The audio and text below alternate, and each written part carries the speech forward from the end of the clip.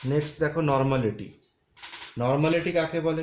নর্মালিটিকে capital N দিয়ে represent করা হয়। ওকে, নর্মালিটি বলতে কি বোঝায় বোঝো? নর্মালিটি বলতে বোঝায় 1001 লিটার অর 1000 ml সলিউশনের মধ্যে কত গ্রাম ইকুইভ্যালেন্ট, কত গ্রাম ইকুইভ্যালেন্ট, কত গ্রাম একে কি বলা হয়? নর্মালিটি। ওকে, তো নর্মালিটিকে আমরা শর্টে কি বলবো? যে 1 লিটার দ্রবণ বা 1 লিটার সলিউশন অর 1000 ml সলিউশনের মধ্যে কত গ্রাম তুল্যাঙ্ক দ্রবীভূত আছে, তার যে নাম্বার তাকে বলা হয় নর্মালিটি। তো মনে করো কোনো সলিউশনের নর্মালিটি 1 নর্মাল, মানে কি? যে কোনো সলিউশনের নর্মালিটি 1 নর্মাল বলা হয়, তার মানে কি? যে 1 লিটার বা 1000 ml দ্রবণের মধ্যে 1 গ্রাম তুল্যাঙ্ক দ্রবীভূত আছে, তাই না? যে 1 নর্মাল এর মানে কি? এরকম লেখা থাকে 1 নর্মাল, কোথাও লেখা থাকে 2 নর্মাল, কোথাও লেখা থাকে 0.5 নর্মাল। এর মানে কি? এর মানে হচ্ছে যে 1 নর্মাল মানে 1 লিটার সলিউশনের মধ্যে 1 লিটার সলিউশনের মধ্যে 1 গ্রাম তুল্যাঙ্ক দ্রবীভূত আছে। 2 নর্মাল মানে কি? 1 লিটার সলিউশনের মধ্যে 2 গ্রাম ইকুইভ্যালেন্ট দ্রবীভূত আছে। 0.5 নর্মাল মানে কি? 1 লিটার সলিউশনের মধ্যে 0.5 গ্রাম ইকুইভ্যালেন্ট দ্রবীভূত আছে। ওকে, তো ডেফিনেশন আমাদের কি আসবে বলো? যে normality of a solution is the number of gram equivalent, number of gram equivalent of A solute dissolve in 1 liter 1000 ml of the solution. ওকে, হচ্ছে কোনো দ্রবণের প্রতি লিটার বা 1000 ml আয়তনে কোনো দ্রাবের যত গ্রাম তুল্যাঙ্ক দ্রবীভূত থাকে তাকে ওই দ্রবণের নর্মালিটি বলে। ওকে, একদম পরিষ্কার হিসাব। কি বক্তব্য? যে 1 লিটার বা 1000 ml এর মধ্যে কত গ্রাম তুল্যাঙ্ক দ্রবীভূত আছে, সেটাই তার নর্মালিটি। ওকে, আমরা যে বললাম যে কোনো সলিউশনের নর্মালিটি 2 নর্মাল, মানে কি?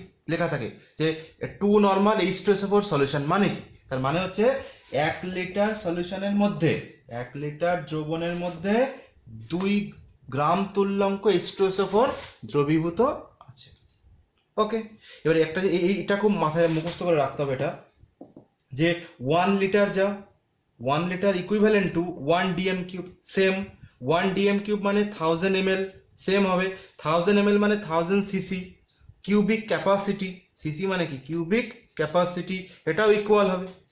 আর 1000 সিসি মানে 1000 সেন্টিমিটার কিউব, কিউবিক সেন্টিমিটার। ওকে, 1000 সিসি, সবকটার ভ্যালু সেম হয়, এটা মাথায় রাখতে হবে। ওকে, তো নর্মালিটি আমরা এক্সপ্রেশন কিভাবে লিখতে পারি বলো? যে number of gram equivalent of solute কিসে থাকবে? গ্রামে, by volume of solution, volume কিসে থাকবে বলো? লিটারে। ওকে, যে দ্রাবের গ্রাম তুল্যাঙ্ক ভর বাই দ্রবণের আয়তন লিটারে, এটাকে কি বলা হয়? নর্মালিটি। ক্লিয়ার হচ্ছে? নর্মালিটি বোঝা গেছে? এটা হচ্ছে আমাদের এক্সপ্রেশন। যে নর্মালিটি মানে কি? যে number of gram equivalent of solute, কত গ্রাম দ্রাবের গ্রাম তুল্যাঙ্ক ভর বাই ভলিউম অফ সলিউশন, দ্রবণের আয়তন লিটারে, তাকে আমরা কি পেয়ে যাবো বলো? নর্মালিটি। ওকে, নেক্সট আসছে আমাদের নর্মালিটিকে টেম্পারেচারের উপর ডিপেন্ডেন্ট। নর্মালিটিকে টেম্পারেচারের উপর ডিপেন্ডেন্ট। তো চলো দেখো নর্মালিটি টেম্পারেচারের উপর ডিপেন্ড করবে কি করবে না। তো নর্মালিটির এক্সপ্রেশন কি হবে বলো? নর্মালি বলছে 1 লিটার সলিউশনের মধ্যে, 1 লিটার সলিউশনের মধ্যে কত গ্রাম ইকুইভ্যালেন্ট। তো গ্রাম ইকুইভ্যালেন্ট, এটাই নর্মালিটি আমাদের। 1 লিটারের মধ্যে কত গ্রাম ইকুইভ্যালেন্ট। ইউনিট কি হবে? ইউনিট। দেখো গ্রাম ইকুইভ্যালেন্ট পার লিটার, প্রতি লিটারের মধ্যে কত গ্রাম ইকুইভ্যালেন্ট। তো ইউনিট কি হবে বলো?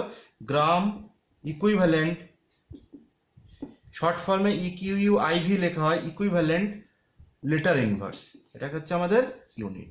অথবা তুমি এটাকে লিটারটাকে ডিএম কিউবে করতে পারো, তাহলে কি হবে বলো? Or gram equivalent DM to the power -3, এটাও হতে পারে unit.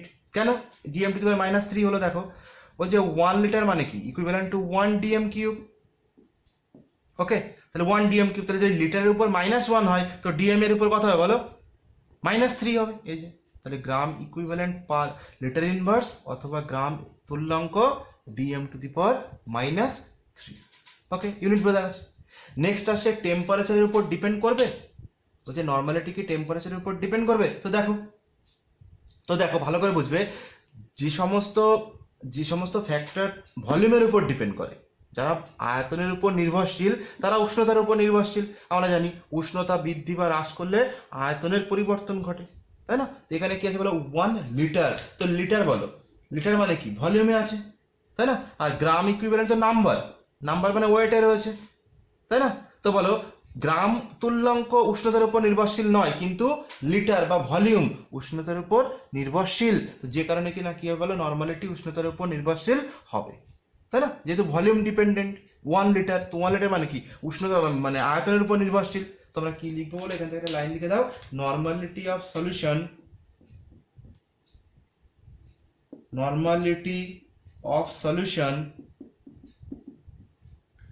depends on temperature.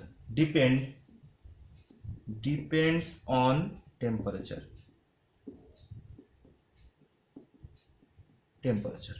Okay, দ্রবণের নরমালিটি উষ্ণতার উপর নির্ভরশীল। দ্রবণের নরমালিটি উষ্ণতার উপর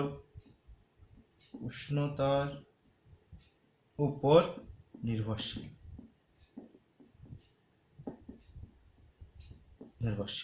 উষ্ণতার উপর নির্ভরশীল কেন? যেহেতু এ আয়তনের উপর নির্ভরশীল। ওকে, নেক্সট আমাদের পড়তে হবে মোলারিটি। মোলারিটি কাকে বলে? মোলারিটিকে, আচ্ছা নর্মালিটিকে ক্যাপিটাল এন দিয়ে লেখা হয়। ওকে, তো নর্মালিটি কাকে বলে বোঝা গেছে, যে 1 লিটার সলিউশন, 1 লিটার বা 1000 ml এর মধ্যে কত গ্রাম তুল্যাঙ্ক, সেই পরিমাণটাকে বলা হয় আমাদের নর্মালিটির পরিমাণ। ওকে, নেক্সট আমাদের থার্ড পড়তে হবে মোলারিটি। মোলারিটি ডেফিনেশন পড়তে হবে। মোলারিটি কাকে বলে? দেখো, মোলারিটিকে ক্যাপিটাল এম দিয়ে রিপ্রেজেন্ট করা হয়। ওকে, মোলারিটিকে ক্যাপিটাল এম দিয়ে রিপ্রেজেন্ট করা হয়। তো মোলারিটি কাকে বলে? দেখো বলছে 1000 ml এর মধ্যে 1 লিটার অর 1000 ml সলিউশনের মধ্যে কত মোল দ্রবীভূত আছে। ওকে, নর্মালিটিতে কি ছিল বলো? নর্মালিটিতে 1 লিটার বা 1000 ml এর মধ্যে কত গ্রাম তুল্যাঙ্ক, তাকে কি বলা হয় বলো? নর্মালিটি।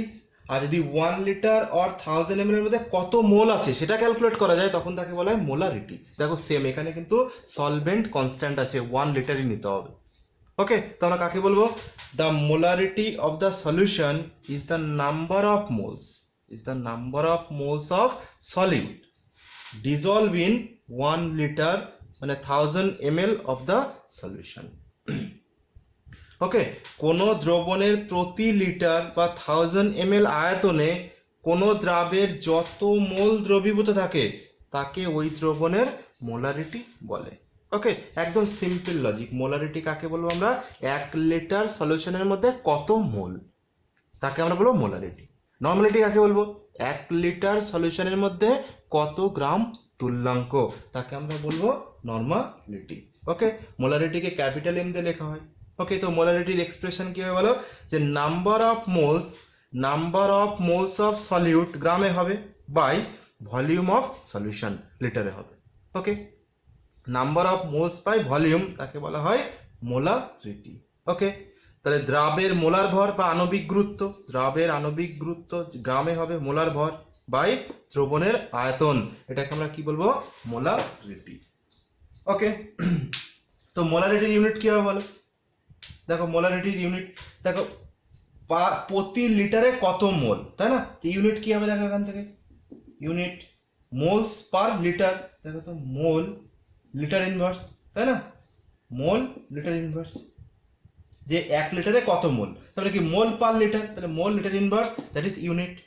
ওকে, বলছে মোলারিটি কি টেম্পারেচারের উপর নির্ভরশীল? মোলারিটি কি উষ্ণতার উপর নির্ভর করবে? তো দেখো করবে কিনা।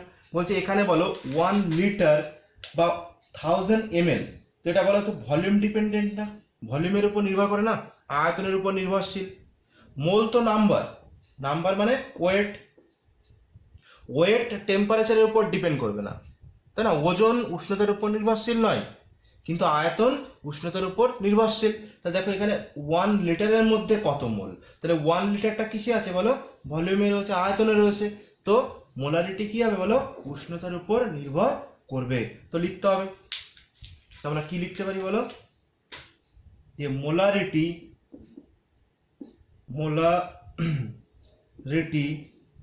of solution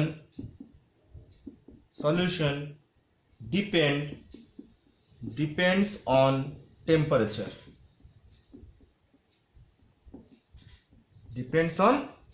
Molarity of solution depends on temperature. কেন?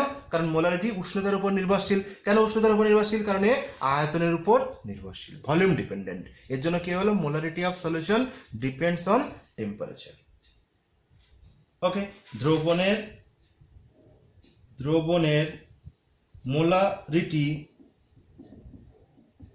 মোলারিটি উষ্ণতার উপর নির্ভরশীল,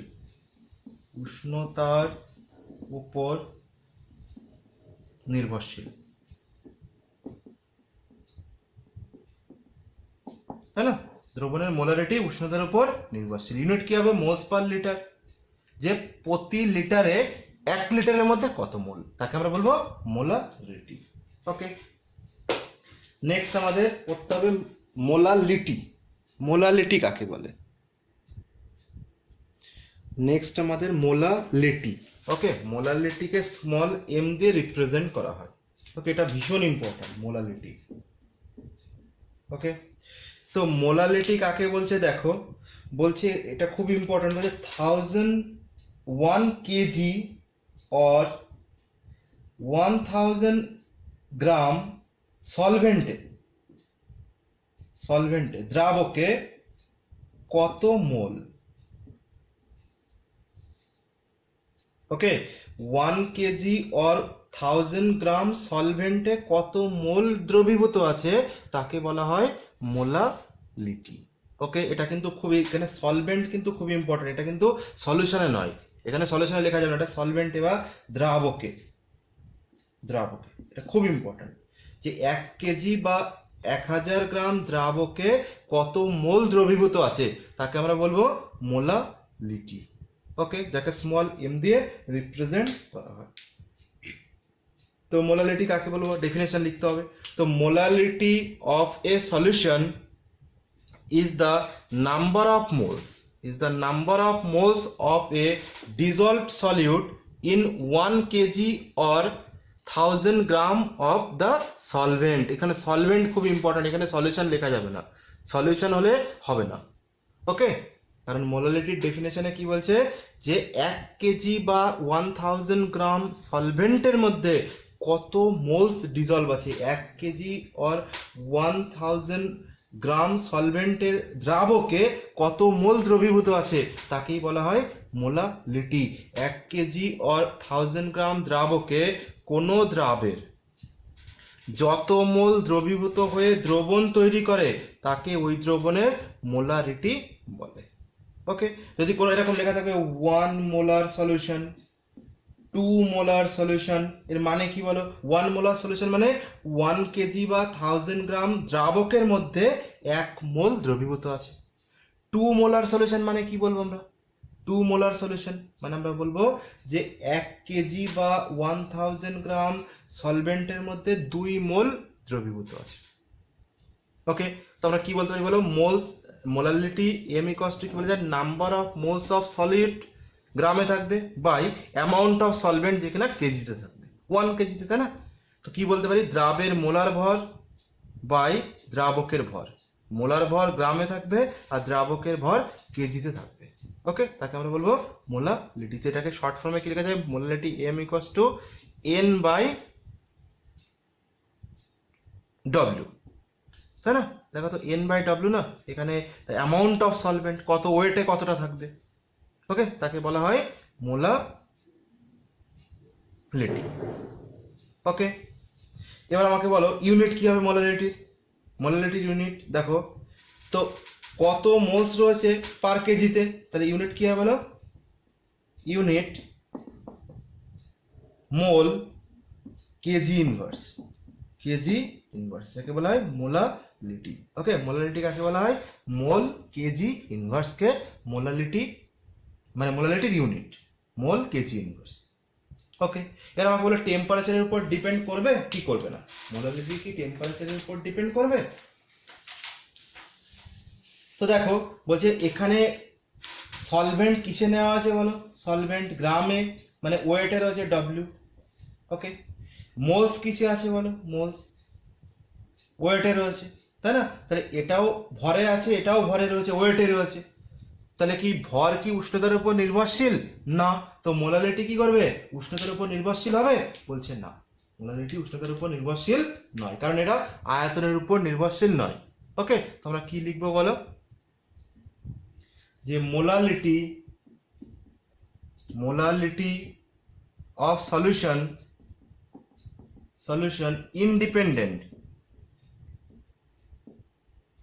independent of temperature.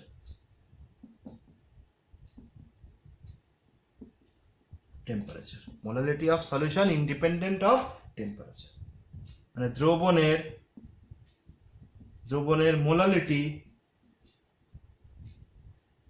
মোলালিটি উষ্ণতার উপর নির্ভরশীল নয়, উষ্ণতার উপর নির্ভরশীল নয়। ওকে, দ্রবণের মোলালিটি উষ্ণতার উপর নির্ভরশীল নয়। কেন? কারণ এরা ভলিউমের উপরই তো ডিপেন্ড করে না, তো উষ্ণতার উপর কিভাবে ডিপেন্ড করবে?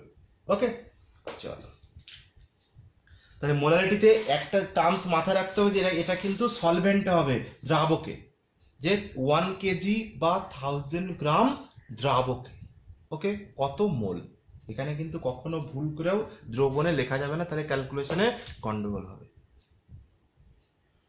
ওকে, চলো নেক্সট আমাদের করতে হবে মোল ফ্র্যাকশন বা মোল ভগ্নাংশ। ওকে, চলো দেখো মোল ভগ্নাংশ। মোল ফ্র্যাকশন বা মোল ভগ্নাংশ কাকে বলে? দেখো বলছে মোল ফ্র্যাকশন বা মোল ভগ্নাংশকে এক্স দিয়ে রিপ্রেজেন্ট করা হয়। ওকে, তো মোল ভগ্নাংশ কাকে বলে? আচ্ছা আগে বোঝো, মনে করো একটা সলিউশন রয়েছে, এখানে মনে করো একটা দ্রবণ আছে যার মধ্যে ওয়াটার রাখা আছে। ওকে, এর মধ্যে কি আছে বলো? H2।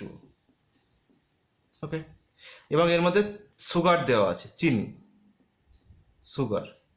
ওকে, চিনি দ্রবীভূত করা আছে। ওকে, তো মনে করো এখানে যে H2 রয়েছে তার মোল সংখ্যা N1। ওকে, সলভেন্ট এর মোল সংখ্যা কত বলো? N1 মোল H2 এর মধ্যে আছে। আর সুগার কতটা আছে দেখো এর মধ্যে? বলছে N2 মোল সুগার এর মধ্যে দ্রবীভূত করা আছে। N1 মোল H2 আছে, আর সুগার কতটা আছে? N1 moles. ওকে, তো মোল ফ্র্যাকশন কাকে বলছে? বলছে তুমি যার মোল ফ্র্যাকশন বার করতে চাইছো বা যার মোল সংখ্যা বের করতে হবে তাকে কি করতে? তার মোল সংখ্যা বাই টোটাল মোল সংখ্যা, টোটাল সলিউশনের মোল সংখ্যা। মানে যদি আমাকে H2 এর মোল সংখ্যা বার করতে হয় তো আমরা কি বলবো বলো? N1 by N1 plus N2, total mole সংখ্যা। যে উপাদানের বার করতে হবে বা যে কম্পোনেন্টের বার করতে হবে তার মোল বাই টোটাল মোল যদি করা হয় তাহলে আমরা কি পাবো বলো? মোল ফ্র্যাকশন। ওকে, বোঝা গেছে? তাহলে মোল ফ্র্যাকশন আমরা কাকে বলবো? বলছে it is the ratio of the number of moles of a component to the total number of moles of all components present in the solution. Okay, যে কম্পোনেন্টের বার করতে হবে তার মোলকে যদি টোটাল মোলের যে রেশিও হবে তাকে বলা হয় মোল ফ্র্যাকশন। মানে কি, দ্রবণে কোনো উপাদানের মোল সংখ্যাকে দ্রবণে উপস্থিত সমস্ত উপাদানগুলির মোট মোল সংখ্যা দিয়ে ভাগ করলে যে ভাগফল পাওয়া যায় তাকে উক্ত উপাদানের মোল ভগ্নাংশ বলে। ওকে, যার বার করতে তাহলে আমরা কি বলতে পারি? Mole fraction of a component in the solution. দ্রবণে কোনো একটা উপাদানের মোল ভগ্নাংশ, দ্রবণে কোনো একটি উপাদানের মোল ভগ্নাংশ সমান সমান কি হবে বলো? বলছে number of moles of that component by total number of moles of all components. Okay, যে কম্পোনেন্টের মোল ফ্র্যাকশন বার করতে চাইছো তার মোল বাই সলিউশনে যতগুলো কম্পোনেন্ট থাকবে প্রত্যেকের সামেশন। ওকে, তাহলে দ্রবণে ওই উপাদানের মোল সংখ্যা, ও দ্রবণে কোনো উপাদানের মোল ভগ্নাংশ কষ্ট কি হবে, দ্রবণে ওই উপাদানের মোল সংখ্যা বাই দ্রবণের সমস্ত উপাদানের মোল সংখ্যা। ওকে, তাকে আমরা কি বলবো বলো, মোল ফ্র্যাকশন। তাহলে আমরা যদি বলি সলভেন্ট, এখানে H2O কি বলো, সলভেন্ট, তাহলে সলভেন্টের মোল ফ্র্যাকশন কি হবে, আর সুগার কি এখানে চিনি, সলিউট, তো সলিউটের মোল ফ্র্যাকশন কি হবে, তো কিভাবে বার করবো দেখো তো, চলো লেখো। তো ফার্স্টে আমাদের করতে হবে যে মোল ফ্র্যাকশন অফ সলভেন্ট, দেখো মোল ফ্র্যাকশন অফ সলভেন্ট, সলভেন্ট যাকে আমরা কি বলছি x1, মানে দ্রাবকের, দ্রাবকের মোল ভগ্নাংশ, মোল ভগ্নাংশ যাকে আমরা বলছি x1 ইকুয়াল টু, আমরা কি বলতে পারি বলো, x1 ইকুয়াল টু কি বলতে পারি বলো, কার বার করছি বলো, সলভেন্ট, তো সলভেন্ট কি আছে এখানে H2O, H2O কি এখানে সলভেন্ট, দ্রাবক, আর সুগার কি বলো, সলিউট, দ্রাব, তাহলে বের করছি আমরা সলভেন্টের, তার মোল কত, সলভেন্টের N1, তাহলে কি হবে বলো, N1 বাই টোটাল মোল কত হবে, N1 প্লাস N2, বোঝা গেছে। তো মোল ফ্র্যাকশন অফ সলভেন্ট x1 মানে H2O এর ক্ষেত্রে কি হবে বলো, H2O বার করছি আমরা জলের, তো N1 by N1 plus N2। Okay, next বলছে মোল ফ্র্যাকশন অফ সলিউট কি হবে, তো মোল fraction of solute, mole fraction of solute x2। ওকে, দ্রাবের মোল ভগ্নাংশ, মোল ভগ্নাংশ, দ্রাবের মোল ভগ্নাংশ x2 ইকুয়াল টু কি হবে বলো,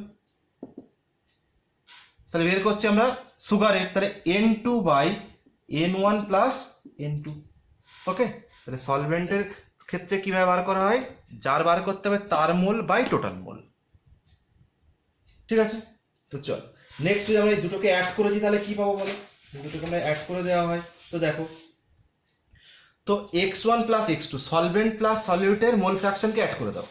ওকে, তো দেয়ারফর বা নাও x1 plus x2 equals to কি পাবো বলো, x1 এর ভ্যালু কত, n1 by n1 plus n2 plus of x2 এর ভ্যালু কত বলো, n2 by n1 plus n2, LCM করে দাও, তাহলে কি হবে বলো, n1 প্লাস n2, তাহলে ডিভাইড করলে কি হবে বলো, n1 উপরে থাকবে প্লাস n2, ক্যালকুলেট করে ক্যান্সেল আউট হয়ে কি তৈরি হবে বলো, 1। তো দেয়ারফর আমরা কি বলতে পারি বলো, therefore x1 plus x2 equals to 1, তারপর আমরা কি বলতে পারি, x1 plus x2 equals to 1। তাহলে দ্রবণে যতগুলো কম্পোনেন্ট থাকবে সবকটা যদি মোল ফ্র্যাকশনকে অ্যাড করে দেওয়া হয় তো ভ্যালু কত হবে, 1 হবে। ওকে, তো এখান থেকে আমরা বলতে পারি দেয়ারফর x1 ইকুয়ালস টু কি হবে বলো, 1 minus x2, R x2 equals to কি হবে বলো, 1 মাইনাস x1। ওকে, যে যদি তোমাকে মনে করো একটা বাইনারি সলিউশন থাকে, মানে সলভেন্ট এবং সলিউট, সলভেন্ট এবং সলিউট আসে, তো যদি কোনো একটা উপাদানের মোল ফ্র্যাকশন বলে দেয় তো 1 থেকে মাইনাস করলে সেকেন্ডেরটা বেরিয়ে যাবে, তাই না, কারণ আমাদের দেখো x1 plus x2 equals to 1, যদি তোমাকে x2 বলে দেয় তো তুমি x1 ইজিলি বার করতে পারবে, বা তোমাকে যদি x1 বলে দেয়, তোমাকে যদি x2 বলে দেয় x1 বার করতে পারবে, আর x2 বলে x1 বলে দিলে x2 ইজিলি এই ফর্মুলায় বসিয়ে করতে পারবে। তো এখান থেকে আমরা কি বলতে পারি বলো, যে summation the sum total of mole fraction of all of the solute and solvent is unity in a solution। তো লিখে দাও, এখান থেকে কি লেখা যায় বলো, এটা এই লাইন থেকে আমরা বলতেই পারি যে therefore the sum total of the mole fraction of the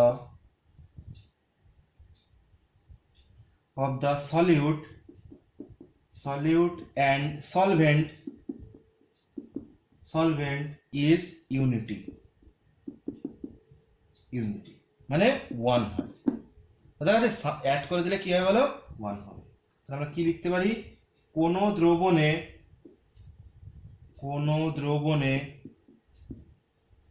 দ্রাব O দ্রাবকের mole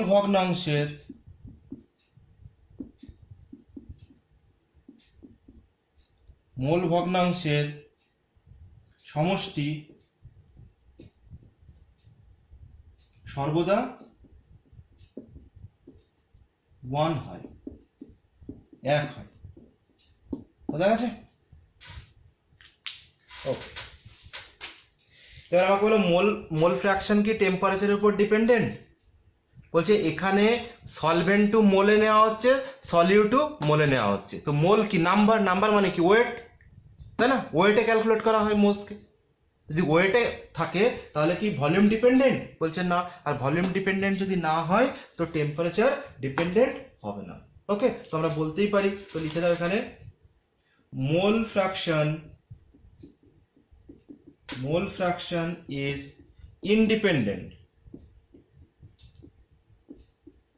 independent of temperature.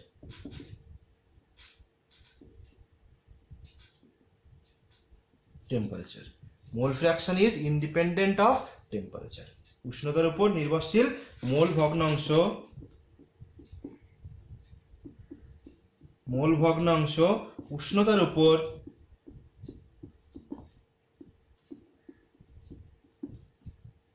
নির্ভরশীল নয়। ওকে, মোল ভগ্নাংশ উষ্ণতার উপর নির্ভর করবে না। কেন মোল ভগ্নাংশ উষ্ণতার উপর নির্ভর করবে না? কারণ এটা দুটোই মোলের রেশিও। ওকে, তো ওয়েটে ক্যালকুলেট করা হয়, যার জন্য এটাকে ডিপেন্ড করবে না। ওকে, তাহলে মোল ভগ্নাংশ উষ্ণতার উপর নির্ভরশীল নয়। ওকে, নেক্সট আমাদের পড়তে হবে গ্রাম পার লিটার। গ্রাম পার লিটার বা গ্রাম প্রতি লিটার কাকে বলে? দেখো, এটা খুব ইজি। বলছে 1 লিটার সলিউশনের মধ্যে কত গ্রাম আছে, তাকেই বলা হয় গ্রাম পার লিটার। খুব সিম্পল। বলছে it is the amount of solute in grams present in 1 litre of the solution. 1 litre দ্রবণের মধ্যে কত গ্রাম রয়েছে সেটাই গ্রাম পার লিটার। যে কোনো দ্রবণের প্রতি লিটারে কোনো দ্রাবের যত গ্রাম দ্রবীভূত থাকে তাকে দ্রবণটির গ্রাম প্রতি লিটার মাত্রা বলে। ওকে, কোনো দ্রবণের প্রতি লিটারে কোনো দ্রাবের যত গ্রাম দ্রবীভূত থাকে তাকে দ্রবণটির গ্রাম প্রতি লিটার মাত্রা বলে। যে 1 লিটার সলিউশনের মধ্যে কত গ্রাম আছে তাকে আমরা কি বলবো? গ্রাম পার লিটার। ওকে, এটাকে কি বলা হয় বলো? গ্রাম পার লিটার। তো ইউনিট কি হবে বলো? Unit gram per litre or gram litre inverse. Okay, এটাই হচ্ছে ইউনিট। ওকে, এবার নেক্সট আমাদের জানতে হবে কয়েকটা কনভার্সন জানতে হবে। ওকে, যে কিভাবে গ্রাম ইকুইভ্যালেন্ট বার করা হয়, মোল বার করা হয়। দেখো, নেক্সট আমরা করব কয়েকটা রিলেশন আমাদের প্রুফ করতে হবে। আগে দেখো, যেদের মধ্যে ইন্টার কনভার্সন করতে হবে, যেদের মধ্যে রিলেশন কি। তা আগে আমাকে বলো মোল কাকে বলে? Number of moles. দেখো, নাম্বার অফ মোল যাকে n দিয়ে রিপ্রেজেন্ট করা হয় ইকুয়ালস টু ফর্মুলা কি? নাম্বার অফ মোলস এর ফর্মুলা কি? বলছে weight of compound by molar mass.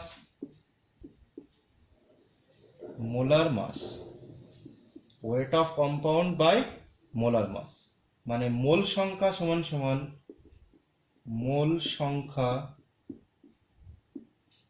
n সমান ফর্মুলা কি বলো?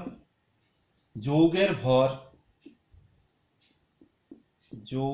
ভর বাই মোলার ভর। ওকে, নাম্বার অফ মোলস সমান কি হবে বলো? Weight of compound by molar mass. Okay, বা n সমান কি হবে বলো? গিভেন মাস যেটা থাকবে ওয়েট w বাই m। ওকে, মোল সংখ্যা সমান কোনো পদার্থের যদি মোল সংখ্যা বার করতে বলে তো আমরা কিভাবে বার করবো বলো? মোল সংখ্যা বার করতে বললে given mass by molar mass. মানে বোঝো, এটা এক্সাম্পল দেখো, তোমাকে বলো 18 গ্রাম H2O সমান সমান কত মোল, কি করে বার করবো? তো দেখো, তো ফর্মুলা কি বলো, N সমান সমান ওয়েট বাই মোলার মাস, তাই না, ওয়েট বাই মোলার মাস। তো ওয়েট কত বলেছে 18 বাই H2O মোলার মাস কত হবে? তো মোলার মাস কি করে বার করা হয় বলো? তো H2O সমান সমান কি করে বার করতে, দেখো কটা হাইড্রোজেন রয়েছে, দুটো, তাহলে 2 ইন্টু হাইড্রোজেনের আণবিক গুরুত্ব কত, হাইড্রোজেনের 1 প্লাস অক্সিজেন একটা আছে, তাহলে 1 ইন্টু কত হবে বলো, অক্সিজেনের 16, তো টোটাল অ্যাড করলে কত হবে 18, তাহলে H2O এর মোলার মাস কত, H2O এর M ইকুয়ালস টু 18, তাহলে 18 by 18 mole, that is N equals to 1 mole. তাহলে 18 গ্রাম জল সমান সমান কত মোল, 1 মোল। ওকে, কিভাবে বার করা হয় বোঝা গেছে। মোলার মাস কিভাবে বার করা হয়, মোলার মাস মানে প্রত্যেকটা, যার মোলার মাস বার করতে বলবে প্রত্যেকটা উপাদানের আণবিক গুরুত্ব বা অ্যাটমিক মাস দিয়ে ইনটু করে দিতে হবে। দেখো এইভাবে করতে হয়। ওকে, তাহলে নাম্বার অফ মোলস কিভাবে বার করা হয়, given mass by molar mass. Okay, given mass 18 আছে আর H2O এর মোলার মাস অ্যাড করে দেখছি আমরা 18 আসছে, তো ডিভাইড করে দিলে 1 মোল, তাহলে 18 গ্রাম ওয়াটার মানে 1 মোল ওয়াটার। মোল সংখ্যা কি বোঝা গেছে।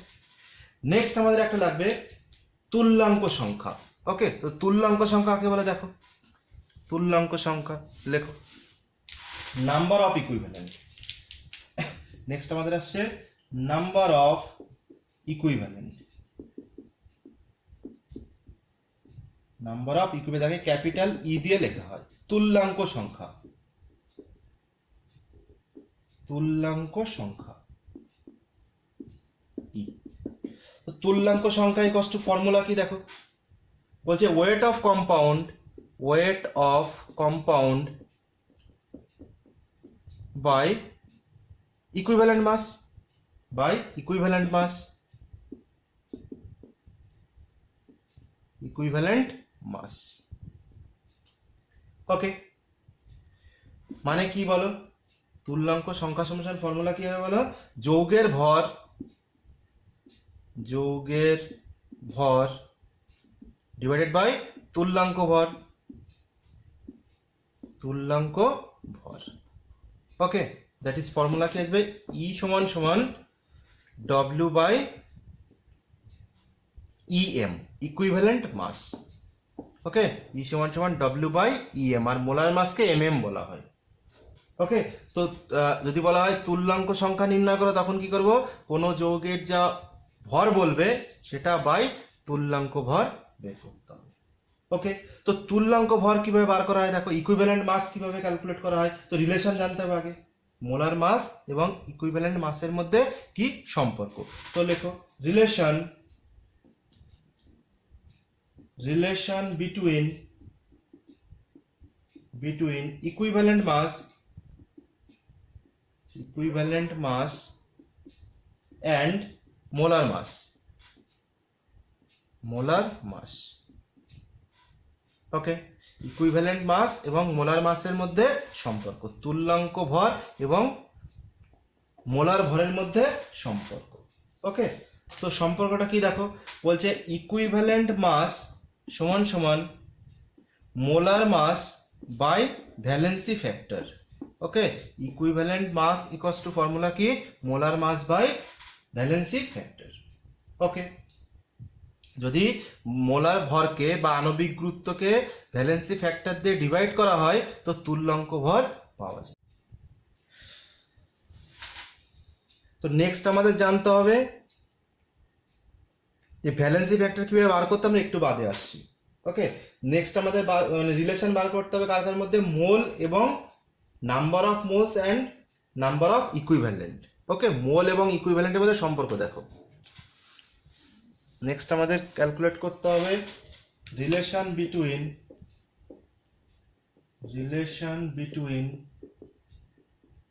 Between number of mole n and number of equivalent E, এদের মধ্যে কি রিলেশন, মোল এবং মোল সংখ্যা মূল সংখ্যা n এবং তুল্যাঙ্ক সংখ্যা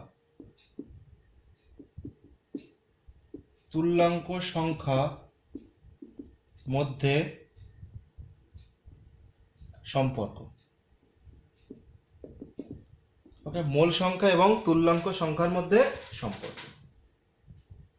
ওকে, কিভাবে বার করতে দেখো তো আমরা কি জানি, আমরা জানি নাম্বার অফ মোল n বা মোল সংখ্যা n সমান সমান কি ফর্মুলা জানি বলো, ওয়েট বাই বা given mass by molar mass mm, যৌগের ভর বাই আণবিক গুরুত্ব, এটা আমরা জানি। আর তুল্যাঙ্ক সমান সমান নাম্বার অফ ইকুইভ্যালেন্ট, তুল্যাঙ্ক সংখ্যা সমান সমান ফর্মুলা কি বলো, ওয়েট বাই ইকুইভ্যালেন্ট মাস, তাই না, যৌগের ভর বাই তুল্যাঙ্ক ভর। ওকে, তো এবার দেখো তোমরা বলতে পারি দেয়ারফর E সমান সমান W বাই EM, এটা আমরা জানি, এই দুটো আমাদের মেন ফর্মুলা। ওকে, তো E সমান সমান W বাই EM। এবার দেখো W বাই EM মানে কি, ইকুইভ্যালেন্ট মাস মানে কি, ইকুইভ্যালেন্ট মাস মানে কি molar mass by valency factor, molar mass by valency factor আমরা ফর্মুলা জানি এটা, যে equivalent mass equals to formula কি molar mass by valency factor. তো সেখান থেকে ভ্যালু পুট করে দিয়েছি আমরা, তো দেয়ারফর E ইকুয়ালস টু কি আছে বলো, ভ্যালেন্সি ফ্যাক্টর উপরে চলে যাবে, তাহলে VF into W by MM। Okay, তো দেয়ারফর E সমান সমান কি হবে বলো, VF into W by M মানে কি নাম্বার অফ মোলস n, তাই না, তাহলে আমাদের ফর্মুলা কি চলে এলো বলো, তুল্যাঙ্ক সংখ্যা সমান সমান ভ্যালেন্সি ফ্যাক্টর ইনটু মোল সংখ্যা। ওকে, তুল্যাঙ্ক সমান সমান কি ফর্মুলা বলো, ভ্যালেন্সি ফ্যাক্টর ইনটু মোল সংখ্যা। ক্লিয়ার আছে? নেক্সট আমাদের পড়তে হবে মোলারিটি এবং নরমালিটির মধ্যে কি সম্পর্ক, ভ্যালেন্সি ফ্যাক্টর কিভাবে বার করতে আমরা একটু বাদে আলোচনা করছি। তো নেক্সট হেডিং দাও, রিলেশন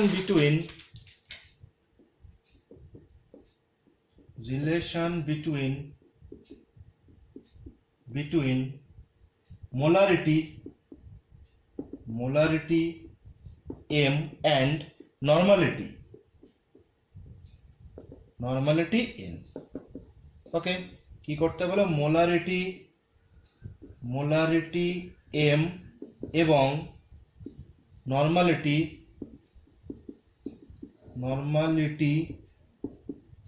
n এর মধ্যে সম্পর্ক। ওকে, তো দেখো কি ব্যবহার করবো। আচ্ছা, মোল কাকে বলে বলো, মোলারিটি কাকে বলে, মোলারিটি মানে ফর্মুলা কি নাম্বার অফ মোলস গ্রামে বাই ভলিউম, লিটারে থাকবে। ওকে, এটা তো আমরা জানি যে নাম্বার অফ মোল সংখ্যা বাই আয়তন, তাকে কি বলা হয় মোলারিটি, তাই না। তো দ্যাট ইজ আমরা কি বলতে পারি, therefore M equals to number of moles মানে n বাই ভলিউমকে v দিয়ে লেখা হয় n বাই v, তাই না, molarity equals to n by v। তো এখান থেকে দেয়ারফর আমরা কি বলতে পারি, এখান থেকে আমরা ক্রস মাল্টিপ্লাই করো, যে n equals to number of moles equals to কি বলতে পারি m ইন্টু v, আর এখান থেকে কি বলা যায় বলো mv, m মানে মোলারিটি ইন্টু ভলিউম করলে কি পেয়ে যাব number of moles, molarity into volume করলে আমরা কি পেয়ে যাব বলো নাম্বার অফ মোলস। এখান থেকে বলতে পারি m1 v1 equals to m2 v2। Okay, m1 v1 equals to m2 v2 একটা ফর্মুলা। নেক্সট বলো নরমালিটি কাকে বলে, দেখো নরমালিটির ফর্মুলা কি number of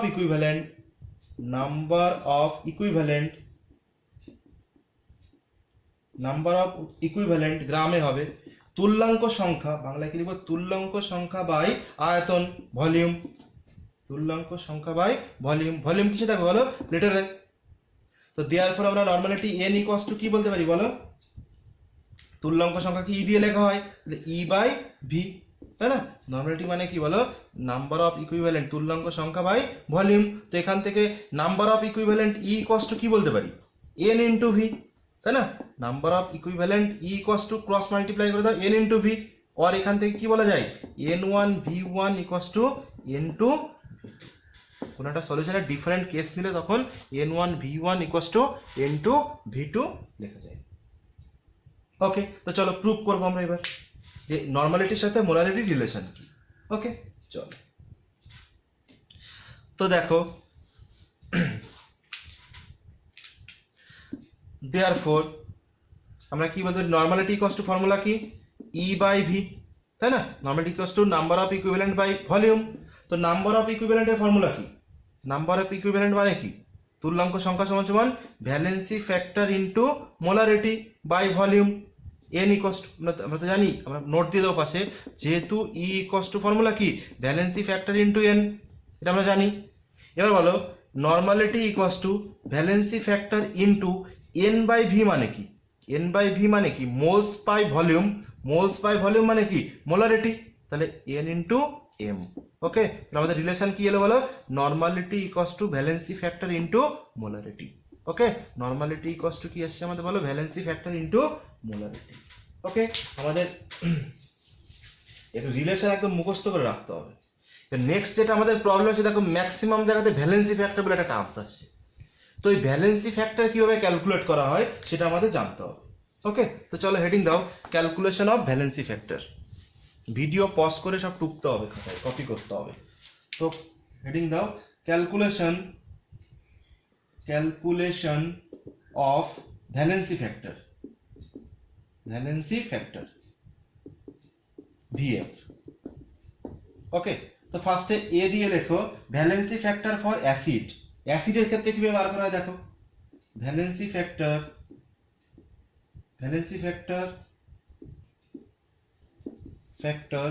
for acid, valency factor for acid, অ্যাসিডের ভ্যালেন্সি ফ্যাক্টর নির্ণয়। তো valency factor equals to formula দেখো, VF equals to number of ionisable H plus ion, number of ionisable H plus ion. Okay, valency factor equals to কি বলবো আমরা বলো, প্রতিস্থাপনযোগ্য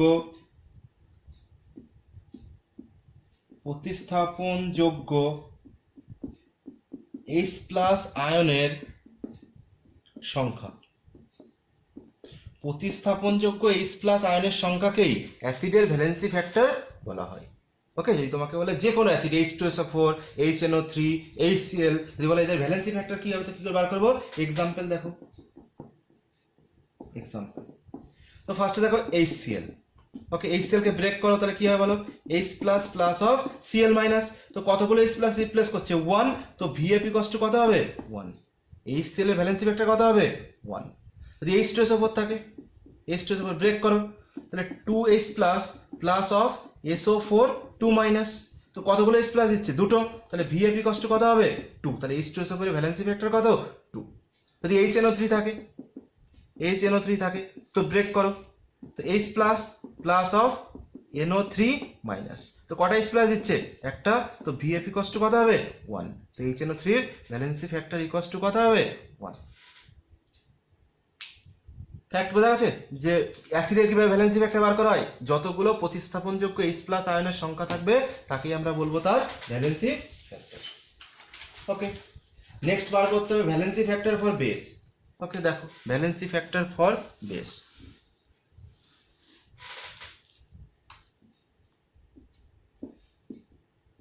valency factor for base, ক্ষারের valency factor নির্ণয়। তো valency factor ক্ষারের ক্ষেত্রে কি হবে, number of ionisable OH minus ion, number of ionisable OH minus ions. তাহলে VF ইকুয়ালস টু কি হবে, প্রতিস্থাপনযোগ্য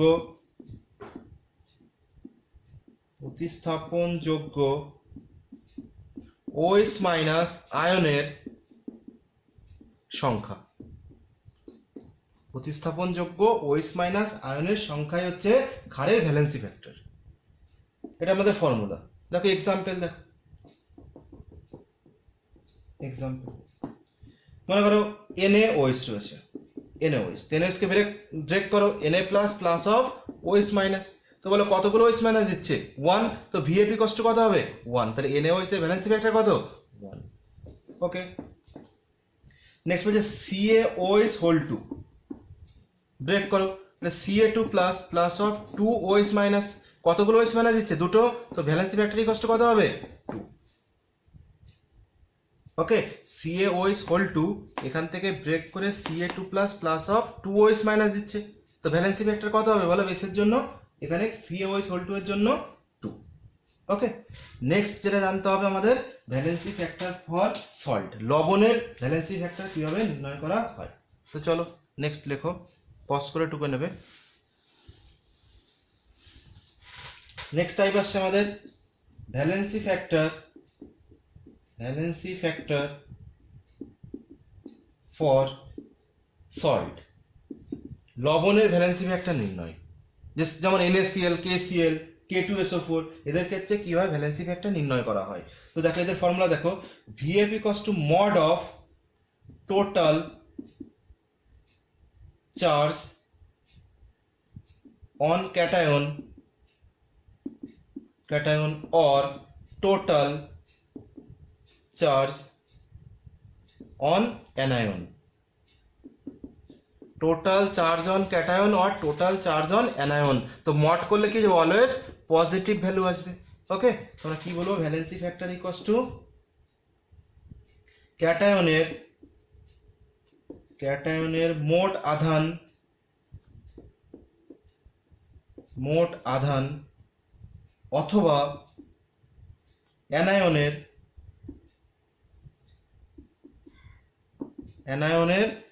মোট আধান, মোট সাইনের মধ্যে দ্যাট ইজ পজিটিভ ভ্যালু আসবে। তো সল্টের ভ্যালেন্সি ফ্যাক্টর বের করার ফর্মুলা বোঝা গেছে, যে টোটাল ক্যাটায়নের চার্জ অথবা টোটাল অ্যানায়নের চার্জ, তাকেই বলা হয় ভ্যালেন্সি ফ্যাক্টর। এক্সাম্পল দেখো, এক্সাম্পল কি হবে দেখো, বলছে Al2SO4 হোল 3, Al2SO4 হোল 3, এটাকে ব্রেক করো। তাহলে ব্রেক করলে কি হবে বলো? 2Al3 plus plus of 3SO4 2 minus, তাই না? Al2SO4 কে যদি ব্রেক করা হয় তাহলে 2Al3 plus plus of 3SO4 2 minus. তো VF ইকুয়ালস টু কি হবে বলো? VF ইকুয়ালস টু টোটাল ক্যাটায়নের চার্জ নাও, তাহলে কি হবে বলো? তাহলে 2 ইনটু চার্জ কত? 3 প্লাস, তাহলে প্লাস 3 মড অফ, অথবা অর অ্যানায়নকে নাও, এটা ক্যাটায়নের জন্য কত হবে? 2 ইন্টু প্লাস 3, তাহলে ক্যাটায়নের টোটাল চার্জ পেয়ে যাবো আমরা। অর অ্যানায়নের জন্য কত হবে বলো? 3 ইন্টু মাইনাস 2, দ্যাট ইজ মডের মধ্যে। তো তুমি ক্যাটায়নেরই চার্জ নাও বা অ্যানায়নেরই নাও, টোটাল চার্জ কত হবে? প্লাস 6। তাহলে valency factor Al2SO4 whole 3 valency factor কত হবে? প্লাস 6। ফ্যাক্ট বোঝা গেছে? সল্টের কিভাবে বার করা হয়? টোটাল ক্যাটায়নের charge, total charge on cation আর টোটাল চার্জ অন অ্যানায়ন, যার ভ্যালু কি হবে? Always positive. ওকে, তো ক্যাটায়নের মোট আধান অথবা অ্যানায়নের মোট আধান। ওকে, এক্সাম্পল কি? Al2SO4 হোল 3, যেটাকে এখানে ব্রেক করলে 2Al3 plus plus of 3SO4 2 minus. Okay, তো যদি ক্যাটায়নের বের করা হয় দেখো, এর সব ইন্টু করতে হয়, তাহলে 2 ইন্টু প্লাস 3 মড অফ, তাহলে ক্যাটায়নের টোটাল চার্জ পেয়ে যাবো আমরা। অথবা অ্যানায়নে বার করতে হলে 3 ইন্টু মাইনাস 2, তো করলে কি হয়ে যাবে বলো? ইন্টু করলে প্লাস 6, তো ভ্যালেন্সি ফ্যাক্টর কত হবে? প্লাস 6। ঠিক আছে, নেক্সট আমাদের একটা জিনিস, এটা স্টারনেটে লাইন লিখে রাখো, যে হোয়েন যখন VF ইকুয়ালস টু 1 হবে, যখন ভ্যালেন্সি ফ্যাক্টর ইকুয়ালস টু 1 হবে, তখন মোলার মাস আণবিক গুরুত্ব সমান সমান ইকুইভ্যালেন্ট মাস হবে। এটা মাথায় রাখবে, খুব সুবিধা হবে আমাদের, যে যখন ভ্যালেন্সি ফ্যাক্টর 1 হবে তখন molar mass equals to equivalent mass. Okay, তো কেন এটা হয় দেখো, তো equivalent mass equals to formula কি? Equivalent mass equals to molar mass by valency factor, তাই না? যদি ভ্যালেন্সি ফ্যাক্টর 1 হয়ে যায় তো equivalent mass equals to molar mass হবে। এটা কিন্তু অনেক জায়গায় খুব কাজে লাগবে, যে যখন যোজ্যতা বা ভ্যালেন্সি ফ্যাক্টর 1, তখন তার মোলার মাস বা মোলার ভর ইকুয়ালস টু তুল্যাঙ্ক ভর হবে। ঠিক আছে, নেক্সট আমাদের অঙ্ক করতে হবে। ওকে, এই পুরো থিওরি যতটা পড়ানো হয়েছে এর মধ্যে এই পুরো থিওরির উপর প্রবলেমস করতে হবে। ওকে, তো চলো আমরা নেক্সট আমরা কি করব, অঙ্ক করব, যে এর উপরে কত টাইপের প্রবলেমস হয় এবং কিভাবে সেটাকে ক্যালকুলেট করতে হবে। ওকে, তো নেক্সট ভিডিওয়ে আমরা প্রবলেমস করাবো এর উপর, নেক্সট পার্টে। ওকে, চলো দেখো।